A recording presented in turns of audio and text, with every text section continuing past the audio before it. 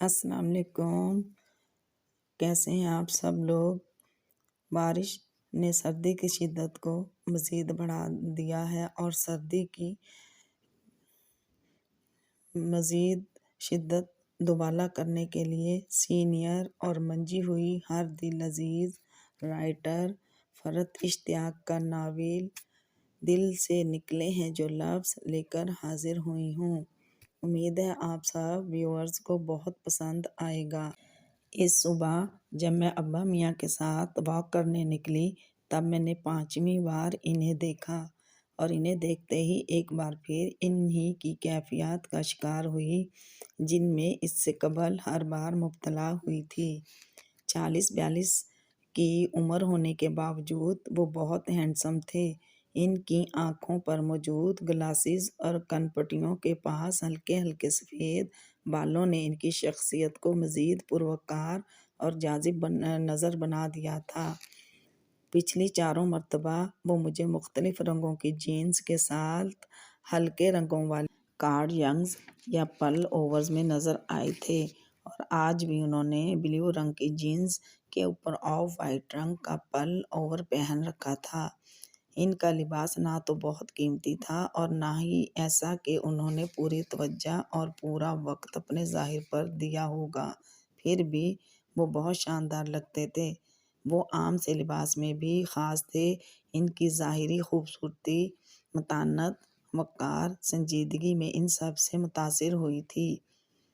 ایسے باوقار مرد ہمیشہ سے میرے آئیڈیل رہے ہیں، مگر میرے ان کی طرف متوجہ ہونے کا سبب یہ باتیں ہرگز نہیں تھیں، بلکہ اس کا سبب اور کچھ اور تھا۔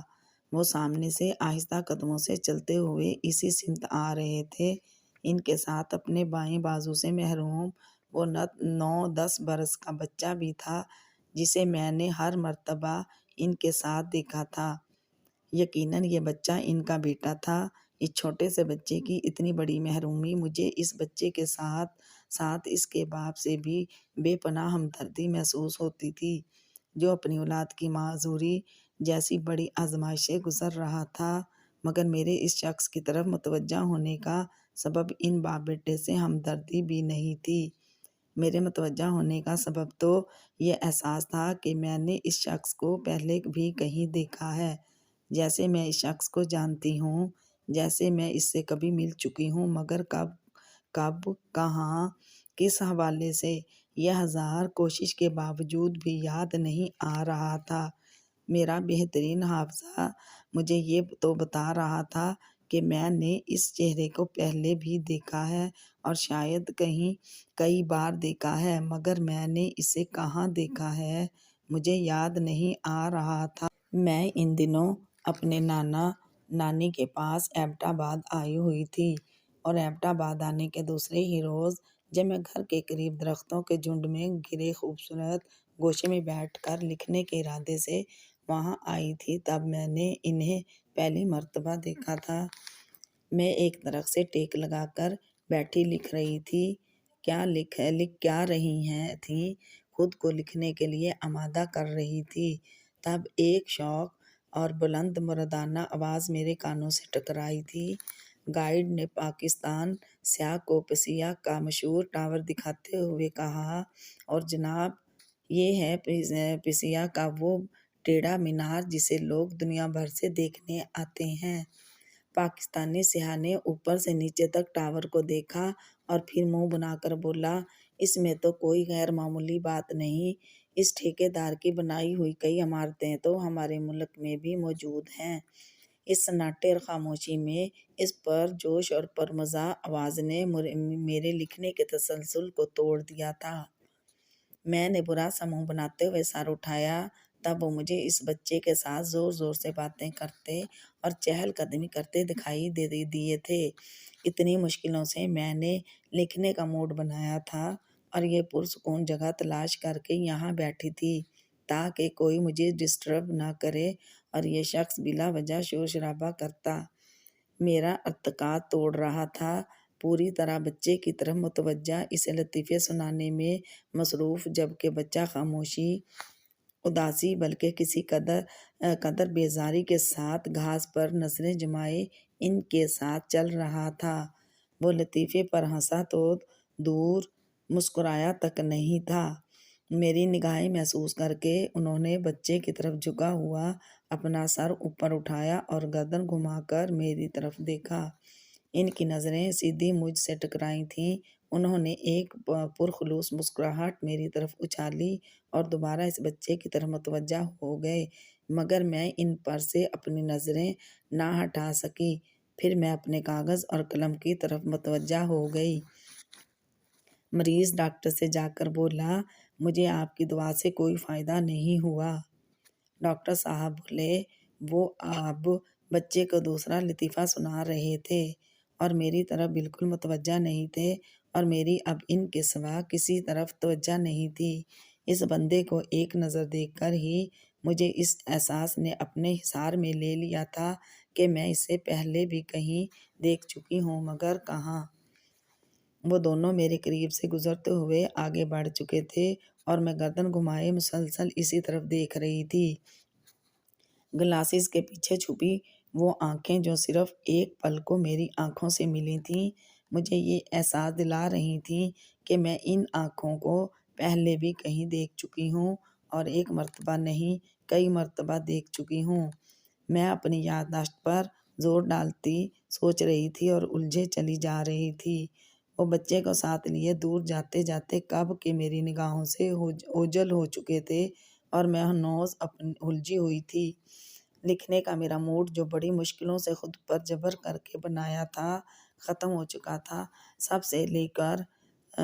صبح سے لے کر رات گئے تک میرا ذہن اسی مانوس اجنبی میں الجھا رہا، مگر جب پہچان کا کوئی دوسرا ہاتھ نہ لگا تو تھک ہار کر میں نے خود کو نیند کے حوالے کر دیا۔ اگلے روز لکھنے کا ارادہ کر کے میں ایک مرتبہ پھر اسی جگہ آ گئی۔ صاف ستھری آب و ہوا، کھلی فضا، ہریالی، سبزہ، پھول، درخت، پہاڑ، خوبصورت موسم، یہ سب میری کنونیت اور ڈپریشن کو خوشگوار موڈ میں بدل ڈالیں گے۔ میرے مزاج پر یہ تمام خوبصورتیاں خوشگوار اثر ڈالیں گی، فطرت سے قریب ہوں گی تو لکھنے سے جو ایک بیزاری کی کیفیت میں ان دنوں میں مبتلا تھی، اس سے باہر نکل آؤں گی۔ یہی سب سوچ کر تو میں ایبٹ آباد ابا میاں اننّا کے پاس آئی تھی، مگر میرے ساتھ ہو کیا رہا تھا؟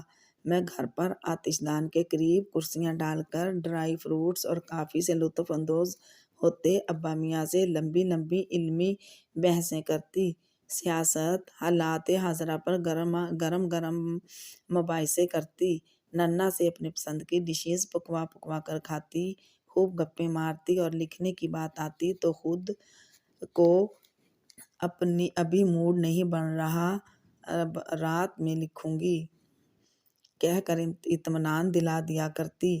میں یہاں اپنا ناول مکمل کرنے آئی تھی۔ 90% سے بھی زیادہ میں سے لکھ چکی تھی۔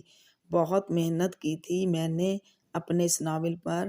اتنی ریسرچ میں نے اب تک اپنے کسی ناول پر نہیں کی تھی جتنی اس پر کی تھی۔ کتنی راتیں میں نے اسے جاگ کر لکھا تھا۔ اپنی کتنی صبحیں، کتنی دوپہریں اور کتنی شامیں ساری دنیا کے ہنگاموں سے کٹ کر صرف اپنے کمرے میں مقید ہو کر اس کی نظر کی تھیں۔ یہ میری 1.5 سال کی محنت تھی، اور اب یہ جب ناول تکمیل کے آخری مراحل میں تھا، تب میں یکایک اس ناول سے کیا سرے سے لکھنے ہی سے بیزار ہو رہی تھی۔ اپنی کی ہوئی محنت خود ہی کو یاد دلا کر بدبخت موڈ بناتی۔ میں پہلے روز فطری حسن سے مالا مال اس خوبصورت درختوں سے گھری سرسبز شاداب جگہ آ کر بیٹھی تو اس اجنبی نے مجھے اپنی پہچان میں الجھا کر لکھنے نہیں دیا، اور دوسرے روز جب میں وہاں پہنچی تو وہ ایک مرتبہ پھر اسی بچے کے ساتھ گھومتے پھرتے نظر آئے۔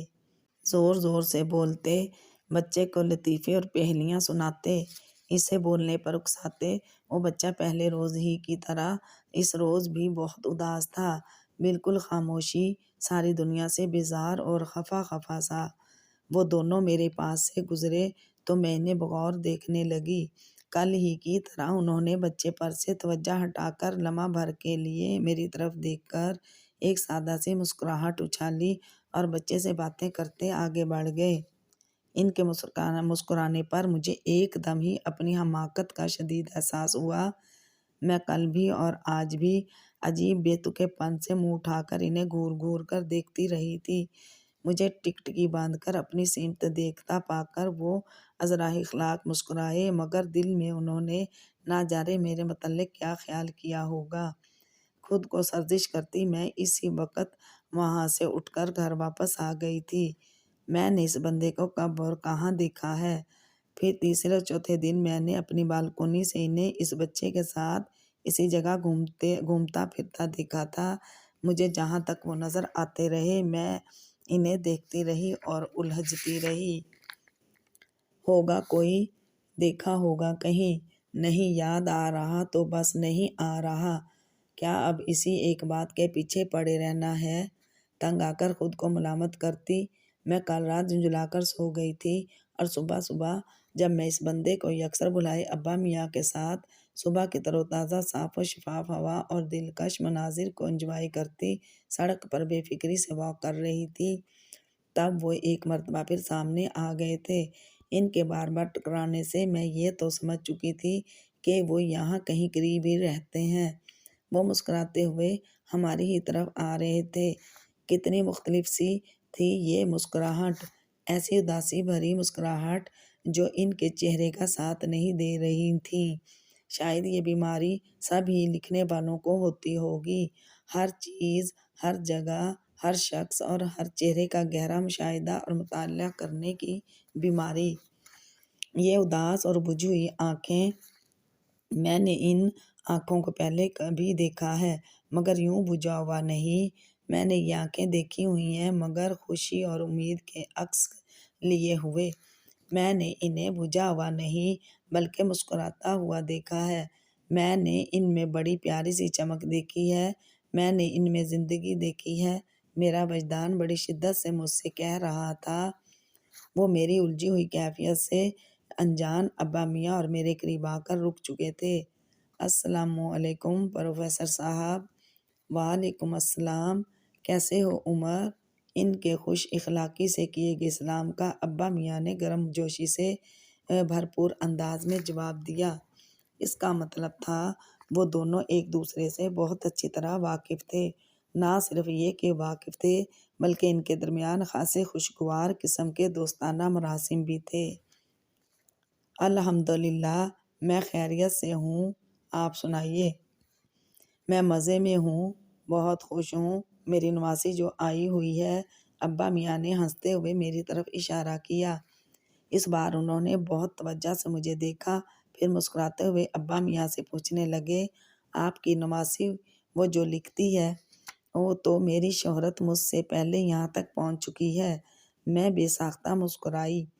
جی جناب، وہی نواسی، مشہور معروف مصنفہ زنیرہ عباس۔ کبھی اس کے فینس کے خطوط، ای میلز پڑھو، کیسے زمین آسمان کے کلابے ملائے جاتے ہیں اس کی شان میں۔ ابا میاں نے حسب عادت میری تعریفیں شروع کیں۔ میری کوئی ایک تحریر بھی انہوں نے کبھی نہیں پڑھی تھی مگر لکھے ہوئے کی تعریفیں ان سے زیادہ کوئی کر نہیں سکتا تھا۔ ان کی نگاہوں میں میرا مقام قرۃ العین حیدر، عصمت چغتائی اور بانو قدسیہ سے بس کچھ ہی کم تھا۔ محبت کے اندھے ہونے کا میرا خیال ہے اس سے بڑا کوئی ثبوت ہو ہی نہیں سکتا۔ بہت خوشی ہوئی آپ سے مل کر زنیرہ، آپ کو ہمارا شہر کیسا لگا؟ وہ دور سے دیکھنے میں جتنے ڈیسنٹ اور نرم مزاج لگتے تھے، قریب سے اس سے بھی زیادہ محسوس ہو رہے تھے۔ دھیما سا پرخلوص لہجہ، گفتگو کا انداز انتہائی مہذب اور شائستہ، نگاہوں میں سادگی، تزنا اور بناوٹ سے قطعاً پاک چہرہ۔ آپ کا شہر بہت اچھا ہے، میں نے ان کے سوال کا جواب دیا۔ ایبٹ آباد پسند ہے؟ تب ہی تو یہاں اپنا ناول مکمل کرنے آئی ہے۔ یہ آنا نانا نانی کے لیے تھوڑا ہی ہے، یہ تو یوں ہے کہ فطرت سے قریب ہو کر مصنفہ صاحبہ نے کچھ تخلیق کرنا ہے۔ ابا میاں نے موقع دیکھتے ہی اپنا کئی دفعہ کا کیا گیا شکوہ ایک مرتبہ پھر دہرایا۔ کیلیفورنیا سے واپس آ جانے کے بعد پچھلے 2 سالوں سے ابا میاں اور ننا ایبٹ آباد میں رہ رہے تھے۔ بھاگتے دوڑتے ہنگامہ پرور شہروں سے دور انہوں نے اپنا بڑھاپا یہاں گزارنے کا فیصلہ کیا تھا، اور یہ بہرحال میری نالائقی تھی کہ میں ان دونوں کے بہت بلانے پر بھی ان 2 سالوں میں ایک بار بھی یہاں نہیں آ پائی تھی۔ چنانچہ ذرا خفا سی نگاہوں سے ان کی طرف دیکھنے لگی۔ ہاں، میں نے آپ کو دیکھا تھا، آپ کچھ لکھ رہی تھیں، شاید وہ آپ کا ناول ہی تھا، اور میں نے اور محیب نے وہاں آ کر یقیناً آپ کو ڈسٹرب کیا تھا، تب ہی کل اور پرسوں آپ وہاں نظر نہیں آئیں۔ ابا میاں کے شکوے اور میری روٹھی نگاہوں کو محفوظ نظروں سے دیکھتے ہوئے انہوں نے اور اپنے ساتھ کھڑے ہوئے بچے کی طرف اشارہ کر کے مجھ سے کہا۔ اس سے قبل کہ میں اب جواب میں کچھ کہتی، ابا میاں ان سے کوئی اور بات کرنے لگے۔ تم لوگوں کے فنکشن کا کیا ہوا؟ تیاریاں کہاں تک پہنچیں؟ تیاریاں بس مکمل ہی سمجھیے۔ میں چونکہ اس کے متعلق کچھ جانتی نہیں تھی، اس لیے اس گفتگو سے لاتعلق خاموشی سے کھڑی انہیں اور اسی بچی کو دیکھنے لگی۔ 3-4 منٹ بعد وہ مسکراتے ہوئے ہمیں خدا حافظ کہہ رہے تھے۔ وہ باپ بیٹا آگے بڑھ گئے تو میں فوراً ہی ابا میاں سے ان کے متعلق پوچھنے لگی۔ یہ عمر ہے، یہاں قریب ہی رہتا ہے، اچھے بچوں کی طرح سڑک پر چل کر جاؤ تو پہنچنے میں 10-11 منٹ لگتے ہیں، اور ڈھلوانی اور کچے راستے سے کودتے پھاندتے پہنچو تو صرف 3-4 منٹ۔ ان کا جواب حسب توقع غیر سنجیدہ تھا۔ وہ تو مجھے بھی پتہ چل گیا ہے ابا میاں کہ ان کا نام عمر ہے۔ ابھی آپ نے میرے سامنے ان کا نام لیا تھا، میں ان کا تفصیلی تعارف جاننا چاہ رہی ہوں۔ یعنی یہ کون ہیں، کیا کرتے ہیں؟ یہاں ہمارے گھر کے قریب معذور، بے سہارا اور لاوارث بچوں کے لیے ایک اور ادارہ قائم ہے، چمنزار کے نام سے۔ عمر کو تم وہاں کا نگران سمجھ لو۔ ابا میاں نے میری دلچسپی کو محسوس کرتے ہوئے سنجیدگی سے بتایا، مگر ان کے جواب نے میری الجھن کو ختم کرنے کے بجائے مزید بڑھا دیا تھا۔ کوئی فلاحی ادارہ اور اس کا نگران، اس طرح کے کسی آدمی سے میرے والدین اور بہن بھائیوں میں سے کسی کی بھی کبھی واقفیت نہیں۔ پھر میں انہیں کیسے جانتی ہوں؟ میں نے دل ہی دل میں خود سے پوچھا۔ چمنزار بہت بڑے رقبے پر بنا ہوا ہے۔ ایک پاکستانی میاں بیوی ہیں جنہوں نے یہ ادارہ بنایا ہے۔ دراصل ان کے 5 بیٹے ہیں، اور پانچوں کے پانچوں کسی نہ کسی ذہنی اور جسمانی معذوری میں مبتلا۔ وہ دونوں میاں بیوی اور ان کے کچھ قریبی عزیز و اقارب اور دوست اس ادارے کے مالک اور کرتا دھرتا ہیں، مگر سب کے سب پاکستان سے باہر رہتے ہیں۔ کوئی امریکہ، کوئی کینیڈا، کوئی آسٹریلیا، کوئی عرب امارات۔ سال میں 1 یا 2 بار ہی یہ لوگ آتے ہیں، اور یہاں کا نظم و نسق انہوں نے عمر کے حوالے کیا ہوا ہے، اور پچھلے کئی سالوں سے وہ اپنی ذمہ داریاں بڑی اچھی طرح نبھا رہا ہے۔ ان بے سہارا بچوں کے لیے چمنزار میں اسکول بھی ہے اور ہوٹل بھی، یعنی وہ یہاں رہتے بھی ہیں اور پڑھتے بھی ہیں۔ ہاسٹل کا ماحول بالکل گھر کے جیسا ہی ہے۔ ہاسٹل کے ساتھ ہی ایک چھوٹی سی انیکسی ہے جس میں عمر رہتا ہے، یعنی یہ کہ عمر دن رات ان بچوں ہی کے ساتھ رہتا ہے۔ کہنے کو نہ وہ اس ادارے کا مالک ہے اور نہ ہی اس نے اسے قائم کیا ہے، مگر قریب سے دیکھو تو پتہ چلے گا کہ یہ اس کی ملازمت نہیں، یہ اس کی زندگی کا ایک واضح مقصد ہے، ایک نصب العین۔ یہ لاوارث اور معذور بچے اس کے سب کچھ ہیں۔ اس نے اپنی پوری زندگی ان بچوں کے لیے وقف کر دی ہے، بغیر کسی صلے اور ستائش کی تمنا کے۔ یہ بچہ محیب، جسے تم نے ابھی اس کے ساتھ دیکھا تھا، ایک ایکسیڈنٹ میں اس نے اپنے ماں باپ کے ساتھ ساتھ اپنا ایک ہاتھ بھی گنوا دیا ہے۔ رشتہ دار کب کسی کے ہوئے ہیں، اس کے چچا تایا سے یہاں داخل کروا کے اپنی جان پیچھا چھڑوا گئے۔ ابھی اس حادثے کو گزرے اور اسے یہاں آئے زیادہ دن نہیں ہوئے۔ اس لیے عمر آج کل ہر وقت اسے اپنے ساتھ لگائے رکھتا ہے تاکہ اس کی دل جوئی کر سکے، اسے اپنائیت اور محبت کا احساس دلا سکے اور اسے اس جگہ سے مانوس کرا سکے۔ اور میں اپنی پچھلی سوچ کو بھلا کر حیرت سے ابا میاں کو سن رہی تھی۔ میں پچھلے 4 دنوں سے انہیں دیکھ رہی تھی اور اس بچے کے ساتھ ان کے محبت اور شفقت بھرے انداز کو دیکھ کر میں نے اتنے یقین سے یہ سمجھ لیا تھا کہ وہ ان کا بیٹا ہے۔ مگر ایک آدمی کسی اور کے بچے سے، کسی بالکل غیر اور پرائے بچے سے باپ کی طرح پیار کرے، اس کی دلجوئی کرے تو یہ یقیناً بے حد حیرت کی بات ہے۔ اس نفسا نفسی اور خود غرضی کے دور میں ابھی عمر جیسے بے غرض اور بے لوث لوگ بھی موجود ہیں جو انسانیت پر سے ہمارے اٹھتے یقین کو بچا لیتے ہیں۔ ابا میاں کے توصیفی جملوں سے میں بخوبی اندازہ لگا سکتی تھی کہ وہ شخص ابا میاں کو کس قدر پسند ہے۔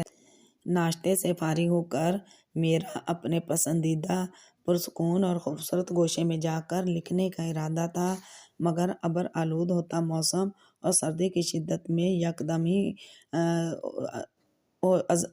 ہو جانے والے اضافے نے مجھے گھر میں ہی بند رہنے پر مجبور کر دیا۔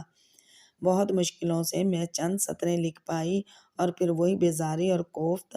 ایسا نہیں تھا کہ اپنی کہانی کے اختتام کے حوالے سے میں کسی الجھن یا پریشانی کا شکار تھی۔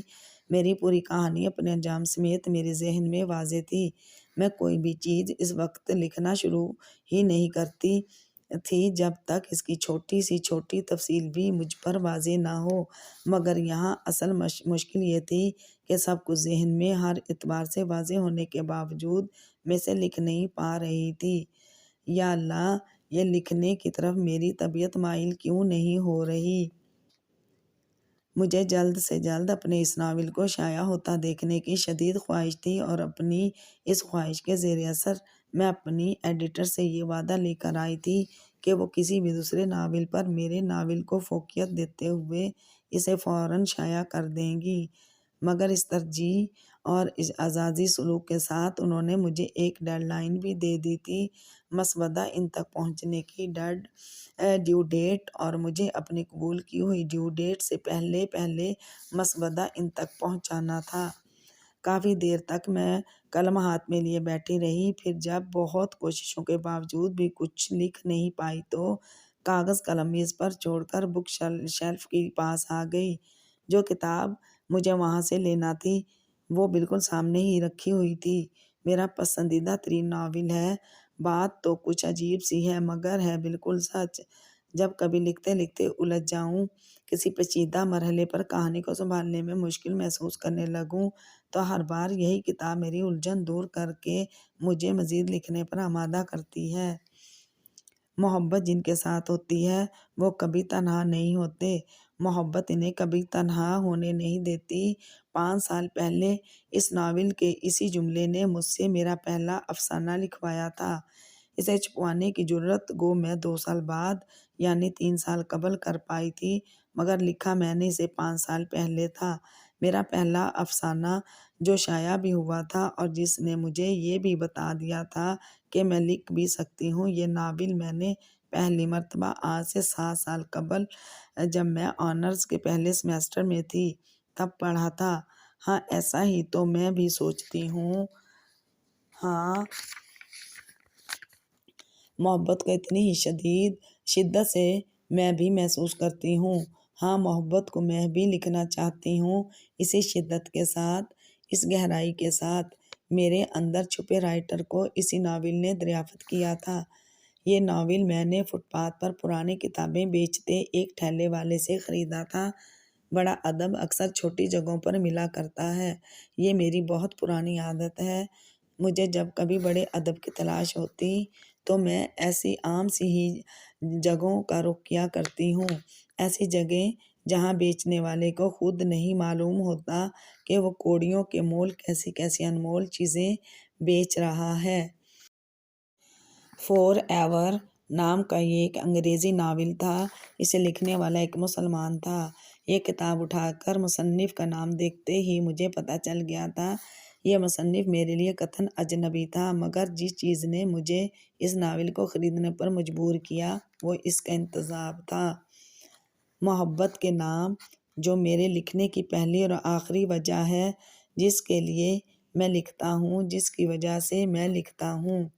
میں نے وہ ناول فوراً خرید لیا تھا اور اسے پہلی بار پڑھ کر میرے دل کی جو حالت ہوئی تھی وہ شاید میں پوری طرح کسی کو سمجھا بھی نہیں سکتی۔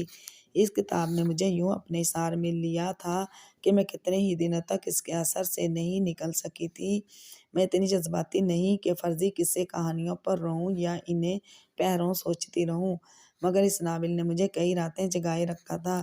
باوجود اس کے بعض حصوں نے مجھے بے طرح رلایا تھا تو بعض نے بے انتہا ہنسایا بھی تھا، اور سب سے بڑھ کر میں اس مصنف کے بارے میں سوچنے لگی تھی، یہ کون تھا جو محبت کو اتنی شدت سے محسوس کرتا تھا؟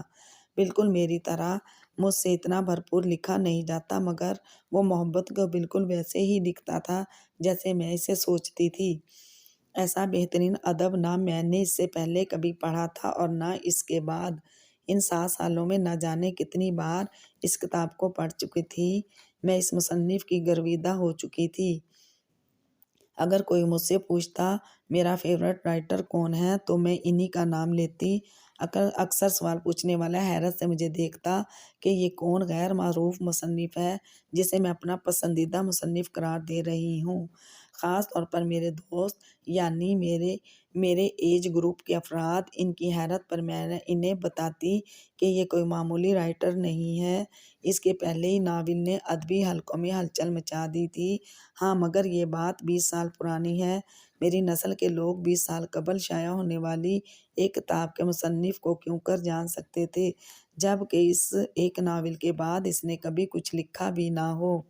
1985 میں یہ ناول لندن کے ایک پبلشنگ ہاؤس نے شائع کیا تھا۔ میں اس مصنف کے بارے میں مزید جاننا چاہتی تھی اور اس مقصد کے لیے میں نے انٹرنیٹ کا سہارا لیا تھا۔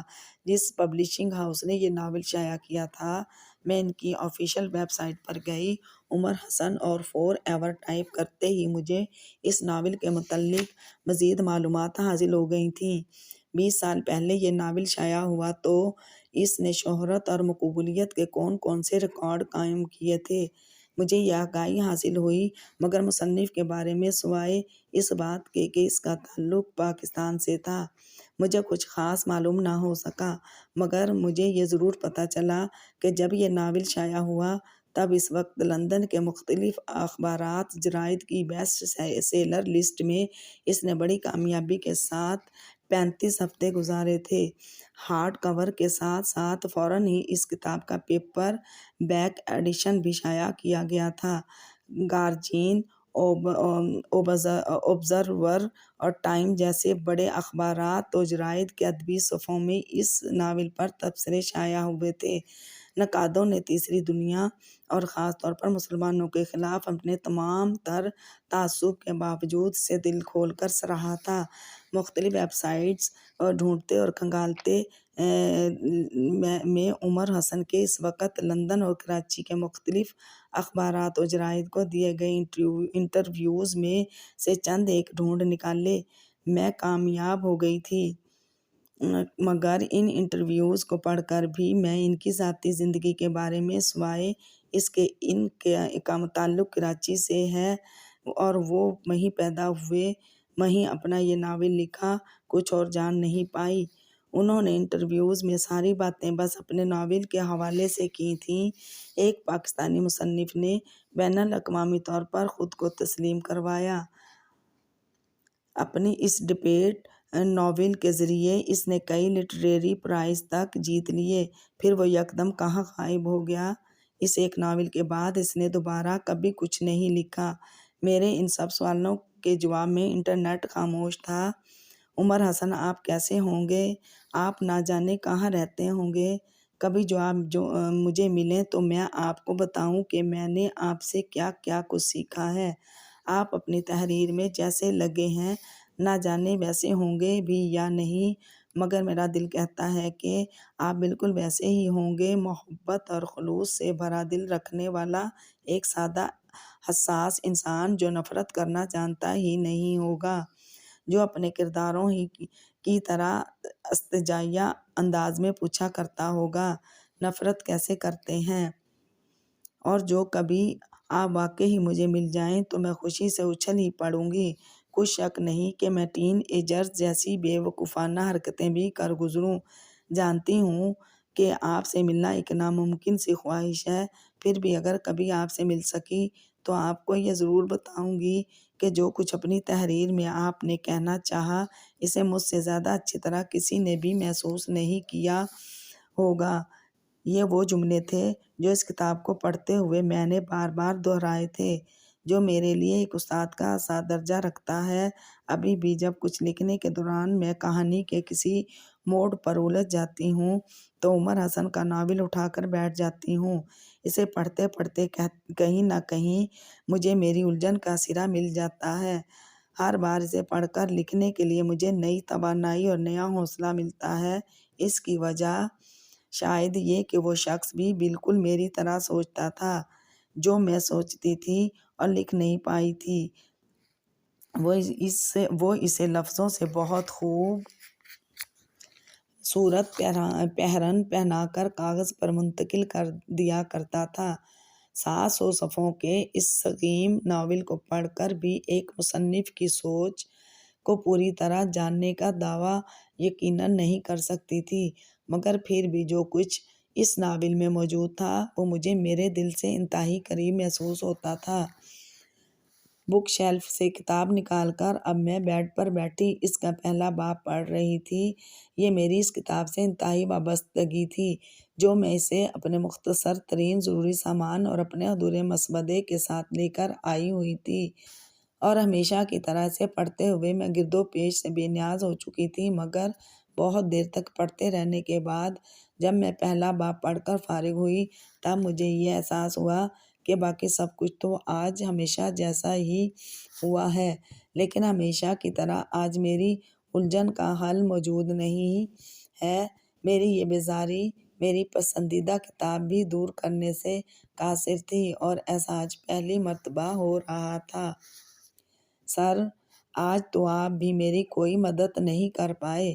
کئی گھنٹوں بعد میں نے کتاب بند کر کے رکھ دی اور مایوسی کے عالم میں اپنے سامنے بکھرے اپنے ادھورے مسودے کو دیکھنے لگی۔ مایوس اور پریشان میں کسی وقت سو گئی تھی، یہ تو مجھے معلوم نہیں۔ ہاں، یہ ضرور معلوم ہے کہ میری آنکھ باتوں کی آوازوں سے کھلی تھی۔ نیچے سے باتوں کی آوازیں آ رہی تھیں اور ذرا غور کرنے پر مجھے اندازہ ہوا تھا کہ ان آوازوں میں ابا میاں اور ننھا کے ساتھ ایک اور آواز بھی شامل تھی۔ یقیناً کوئی مہمان آیا ہوا تھا۔ میری نگاہ گھڑی پر گئی۔ رات کے 8 بجنے والے تھے۔ او مائی گاڈ! میں چھلانگ لگا کر بیڈ پر سے اٹھی۔ آنے والے مہمان پر بے وقت سونے والی حرکت کا کیا امپریشن پڑے گا؟ منہ ہاتھ دھو کر بالوں میں تیزی سے برش چلا کر دوپٹہ اوڑھتی میں فوراً نیچے آ گئی۔ آئیے بھئی رائٹر صاحبہ، کہاں تھیں آپ؟ لاؤنج میں قدم رکھتے ہی میں نے انہیں دیکھ لیا تھا۔ وہ گرم جوشی سے مجھ سے مخاطب ہوئے تھے۔ وہ لاؤنج میں ابا میاں اور ننھا کے ساتھ صوفے پر بیٹھے تھے، سامنے رکھی خالی کپ یہ بتا رہے تھے کہ ابھی ابھی چائے یا کافی پی گئی ہے۔ میری آنکھ لگ گئی تھی۔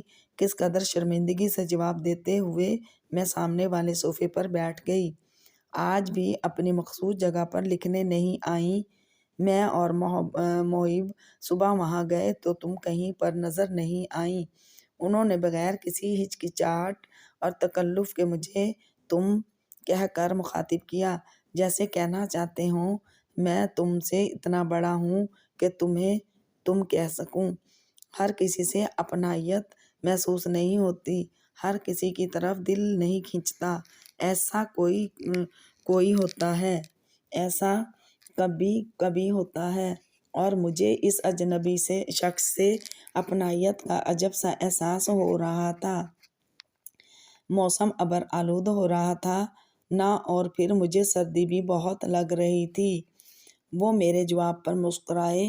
کراچی سے آئی ہو نا، اسی لیے 8-10 ڈگری ہی میں سردی لگنی شروع ہو گئی۔ اگر تمہارے رہتے یہاں کی اصلی والی سردی شروع ہو گئی خوب زوردار بارشوں اور ٹھنڈی ہواؤں کے ساتھ پھر کیا کرو گی؟ فوراً واپس چلی جاؤں گی، میں ہنستے ہوئے بے ساختہ بولی۔ عمر تم کھانا کھا کر جانا، میں نے آج مچھلی بریانی بنائی ہے۔ ننھا نے صوفے پر سے اٹھتے ہوئے انہیں مخاطب کیا۔ آج نہیں آنٹی، پھر کسی دن میں۔ ان کی معذرت کو ابا میاں اور ننھا دونوں ہی نے مکمل نہیں ہونے دیا تھا۔ تمہارا پھر کسی دن کبھی نہیں آئے گا، ہمیں کیا تمہاری مصروفیت کا علم نہیں ہے؟ کاٹ دینے کے بہانے اگر آ ہی گئے ہو تو اب آرام سے بیٹھو۔ ننھا انہیں کہتے ہوئے کچن میں چلی گئیں۔ اصولاً اور اخلاقاً مجھے بھی ننھا کے ساتھ ہی کچن میں چلے جانا چاہیے تھا، اور میں جانے کے لیے اٹھنے ہی لگی تھی کہ ابا میاں کا فون آ گیا۔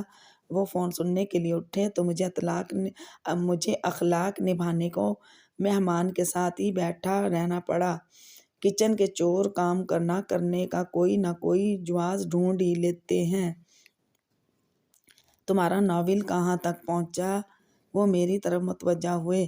بس اب اختتام کے قریب ہے۔ میں انہیں اپنی الجھن اور پریشانی کی کیا بتاتی، جو بتا بھی دیتی تو کون سا وہ اسے سمجھ لیتے۔ اس ناول کے بعد آگے کیا لکھنے کا ارادے ہیں؟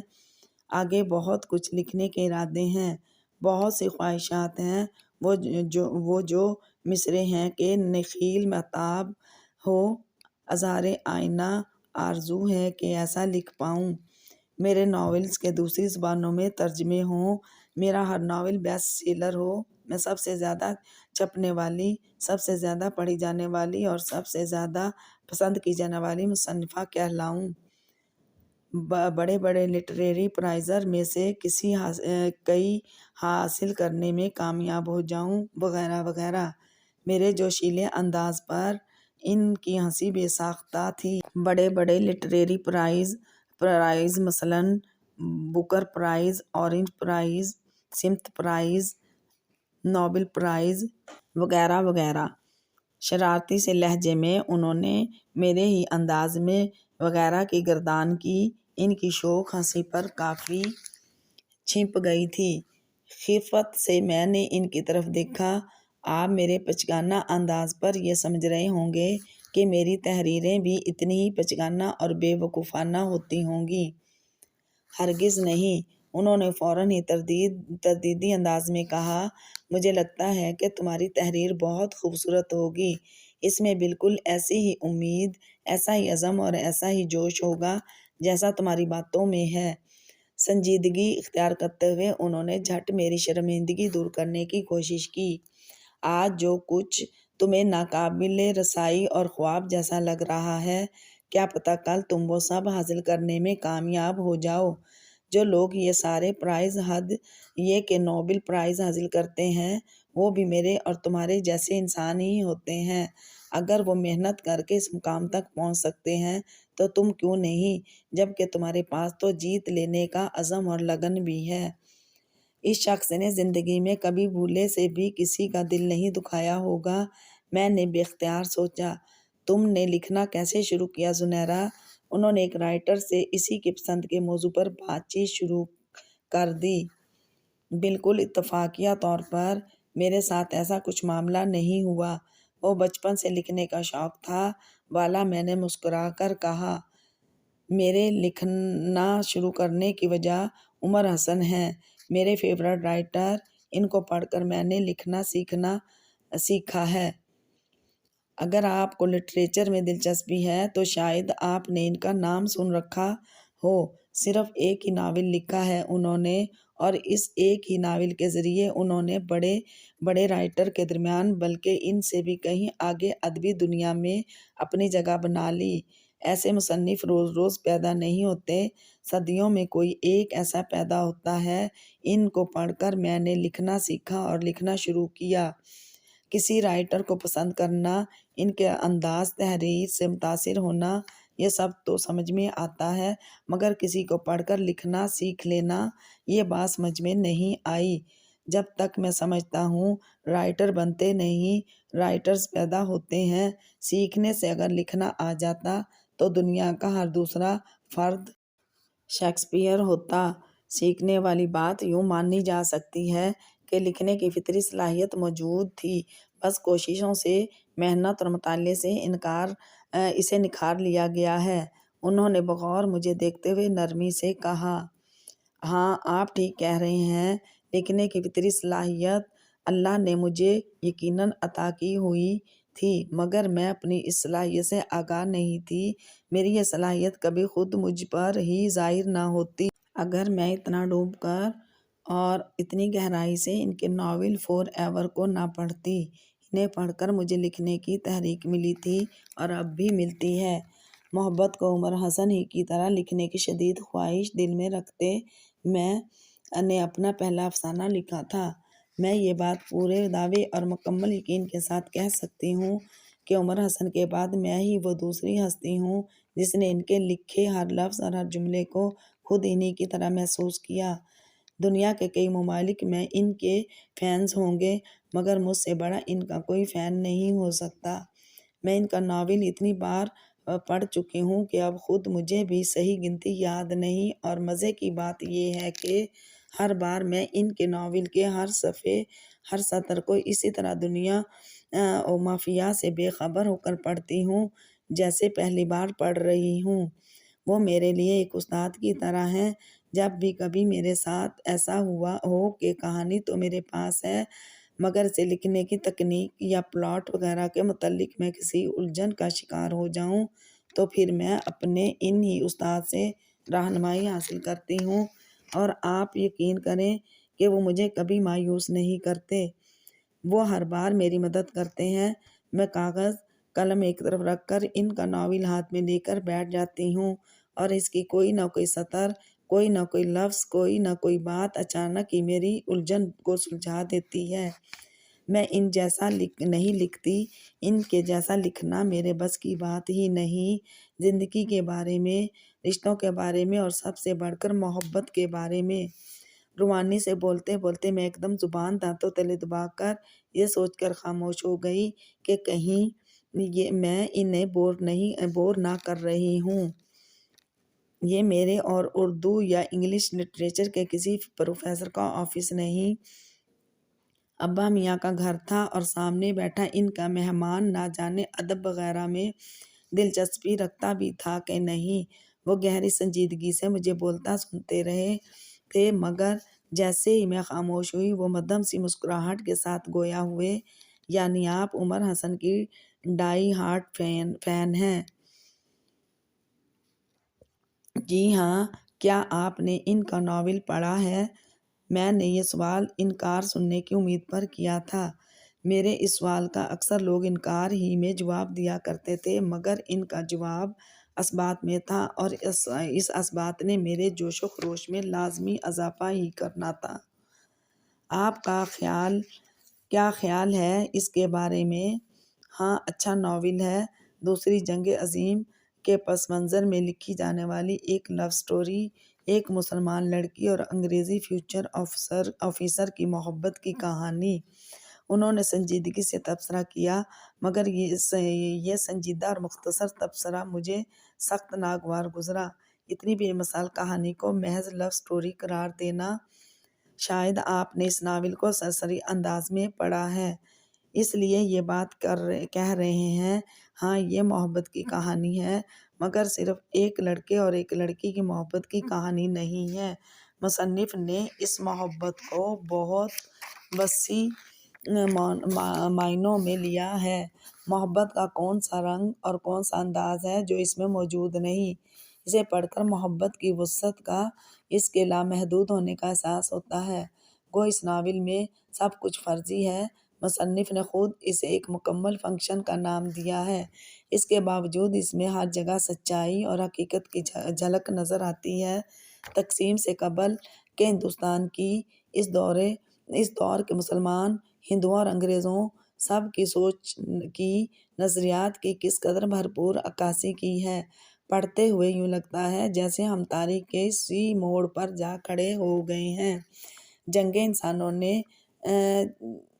جنگیں انسانوں سے ان کا کیا کیا کچھ چھین لیا کرتی ہیں۔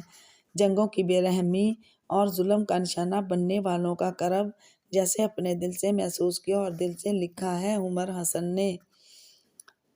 یہ صرف کسی مخصوص علاقے، مخصوص خطے یا مخصوص تہذیب کے لوگوں کے درد و غم کی کہانی نہیں، بلکہ اس میں جنگوں سے نفرت کرنے والے ساری دنیا کے انسانوں کی بات ہے۔ اس کا پیغام آفاقی ہے۔ جو بات مجھے سب سے زیادہ متاثر کرتی ہے وہ محبت ہے۔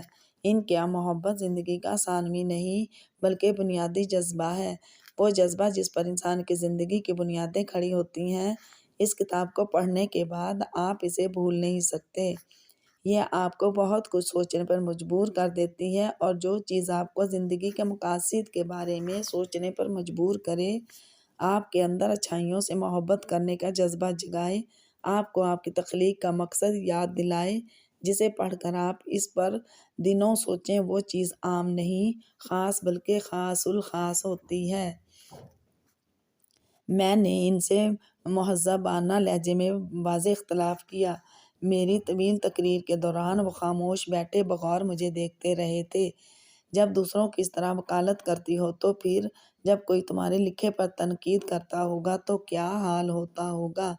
ان کے لبوں پر مسکراہٹ پھیلی ہوئی تھی۔ تب خاموش رہتی ہوں، چاہے وہ تنقید جانبدارانہ انداز میں بے رحمی اور سنگ دلی ہی اس کے ساتھ کیوں نہ کی گئی ہو، چاہے اس تنقید میں میری اصلاح کا کوئی پہلو سرے سے موجود نہ ہو، کیونکہ اگر ایسا نہ کروں تو الزام فوراً لگ جائے گا کہ ان سے تنقید برداشت نہیں ہوتی۔ زنیرہ عباس پر کون تنقید کر سکتا ہے؟ ابا میاں چند سیکنڈز قبل ہی ہمارے درمیان واپس آ کر بیٹھے تھے۔ کر سکتا ہے ابا میاں، بالکل کر سکتا ہے۔ تنقید کرنے والوں نے جب غالب، اقبال، شیکسپیئر، ہارڈی اور کیٹس جیسے عظیم تخلیق کاروں کی شاہکار تخلیقات کو نہیں بخشا تو میں کیا اور میری بساط کیا؟ تنقید بذات خود کوئی بری چیز نہیں ہے۔ اگر تنقید کرنے والے کی سوچ تعمیری اور مثبت ہے، وہ کسی کے انداز تحریر میں بہتری اور اصلاح کے لیے تنقید کر رہا ہے تو یہ تنقید بہت اچھی تنقید ہے۔ لیکن اگر کوئی تنقید اصلاح کا کوئی پہلو ذہن میں نہ رکھتے ہوئے شوخیہ اور عادتاً کی جا رہی ہے تو یہ بری بلکہ بدترین تنقید کہلائے گی۔ ابا میاں، جو ہماری اس گفتگو کے دوران ایک سامع کا منصب سنبھالے بیٹھے تھے، اپنی وہ خاموشی ترک کر کے بے ساختہ بولے۔ لیکن ایک لکھنے والے کو اتنا مضبوط ضرور ہونا چاہیے کہ وہ کسی بھی بے رحمانہ تبصرے اور ناجائز تنقید کے اثرات صرف اس حد تک قبول کرے کہ وہ اس کی زندگی کا محض ایک دن خراب کریں گے، دوسرا نہیں۔ وہ اسے اپنی زندگی کا دوسرا دن خراب نہ کرنے دے۔ دوسرے دن وہ نئے ولولے اور نئے جوش کے ساتھ وہی کچھ پھر سے لکھنا شروع کر دے جو وہ لکھا کرتا ہے اور جو لکھنا اسے اچھا لگتا ہے۔ تعمیر اور اصلاح کے مقصد سے آری ان تبصروں اور تنقید کی بابت مثبت انداز میں یوں سوچیں کہ لوگ آپ کو پڑھتے ہیں، سرسری انداز میں نہیں، بہت غور سے، بڑی باریک بینی کے ساتھ۔ انہیں کون مجبور کرتا ہے وہ نہ پڑھیں، آپ کو نظر انداز کر دیں اور پھر کسی بھی انداز میں صحیح وہ آپ کی تحریر پر تبصرہ اور تنقید کرتے ہیں۔ وہ اپنے قیمتی وقت میں سے کتنا بہت سا وقت آپ کی تحریر کو دیتے ہیں، کیا یہ آپ کی کامیابی کی دلیل نہیں؟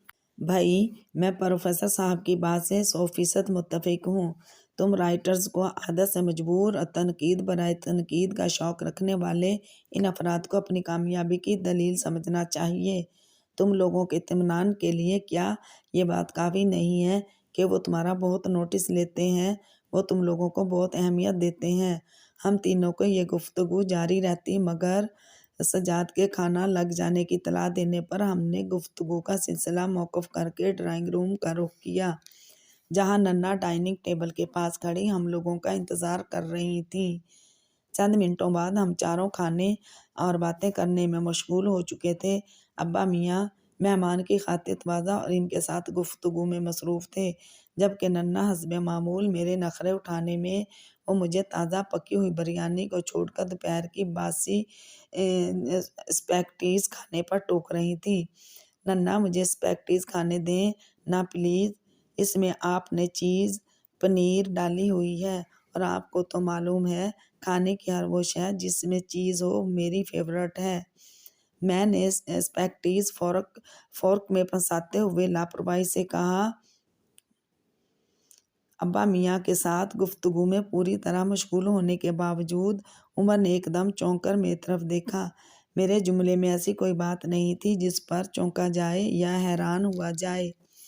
میں ان کے حیران ہونے پر حیران ہوئی۔ انہوں نے فوراً ہی اپنی نظریں مجھ پر سے ہٹا لی تھیں، مگر میں محسوس کر رہی تھی کہ بظاہر ابا میاں کے ساتھ باتیں کرنے کے باوجود وہ میری ہی طرف متوجہ ہیں۔ مجھے الجھن تو محسوس ہوئی، مگر میں نے قصداً اپنا دھیان اس طرف سے ہٹا کر سلاد کا پیالہ اپنی طرف کھسکا کر سلاد کے مخصوص قسم کے کینچی نما سٹائل کی چمچے کی مدد سے پیالے میں سے ڈھونڈ کر اور چن چن کر سلاد کے پتے اپنی پلیٹ میں ڈالنے لگی۔ کافی دیر بعد اس کام سے فارغ ہو کر میں نے سر اوپر اٹھایا تو نظریں سیدھی ان کی نظروں سے ٹکرائیں۔ وہ اپنا کھانا روک کر حیران نظروں سے ایک ٹک مجھے دیکھ رہے تھے۔ اس بار میں ان کے حیران ہونے کی وجہ سمجھ گئی تھی۔